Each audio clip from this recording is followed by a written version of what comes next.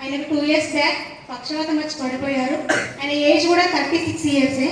తను స్మోక్ ఎక్కువ చేయడం వల్ల, ఆల్కహాల్ తీసుకోవడం వల్ల పక్షవాతం వచ్చి పడిపోయిన వ్యక్తికి కేవలం కాలు చేయి మాత్రమే పనిచేయొద్దు.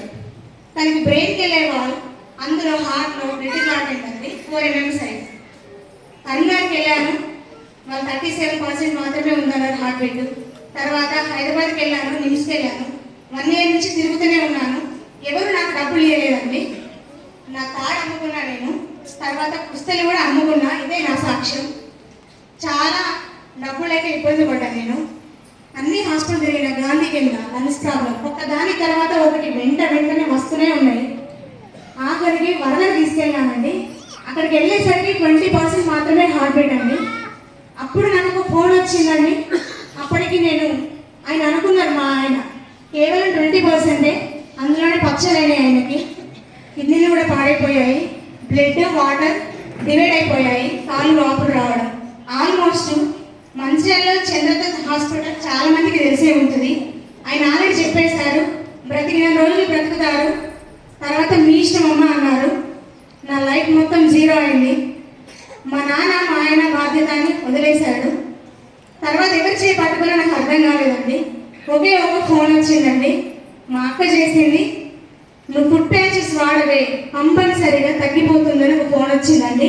అప్పటికి నేను కార్డియాలజీ డిపార్ట్మెంట్లో ఉన్నాను. ఇన్ని డబ్బులు ఖర్చు పెట్టినా కదా, కేవలం ఫుడ్ ప్యాచెస్కి 1250 ఖర్చు పెట్టలేనా అని చెప్పేసి మీరు ఇంటికి వచ్చేసరికి మా స్వప్న అప్లైనర్ అండి, మేము కిరణ్ సార్ అప్లైనర్స్ని ఐడి తీసుకోమని చెప్పాను.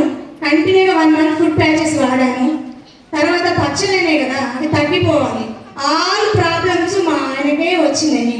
20% హార్ట్ బీట్, అస్సలు ఆయన బ్రతకగా ఉన్నారు.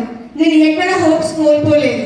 తర్వాత వీటన్నిటికీ మూల్యం ఒక ఆయిల్ చేంజ్ చేయండి అని కిరణ్ సార్ కానీ స్వప్న మేడం కానీ అన్నారు. సరే అని చెప్పేసి నేను కేవలం వెస్టేజ్ రైస్ బ్రాన్ ఆయిల్ వాడాను. దాని తర్వాత ఫుడ్ ప్యాచెస్ వాడాను. దాని తర్వాత ఫ్లాక్స్ ఆయిల్ వాడాను. నాకు తెలియకుండానే నేను ఒక 10 items తీసుకున్నాను. ఇందులో ఆయన 1 year 6 months వరకు ఆయన కింద అడుగు పెట్టకుండా కడుపులో బిడ్డను ఎట్లా చూసుకోవాలో అట్లా చూసుకోండి అని మాత్రమే అన్నారు. ఓకే, ఆయన బ్రతికితే చాలా అనుకున్నా నేను. అటువంటిది మన సప్లిమెంట్స్ వాడిన తర్వాత కేవలం 6 monthsలోనే ఒక రిజల్ట్ అండి. మా ఆయన కూడా ఇక్కడే ఉన్నారు.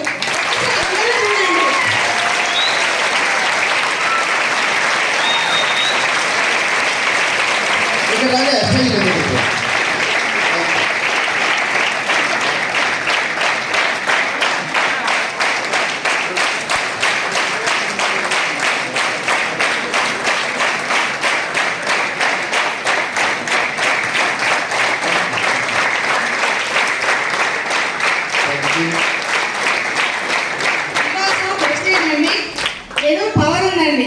నాకు ఎవరు చెప్తే ఇందులోకి రాలేదు, ఎవరు బలవంతం చేస్తే రాలేదు. ఇది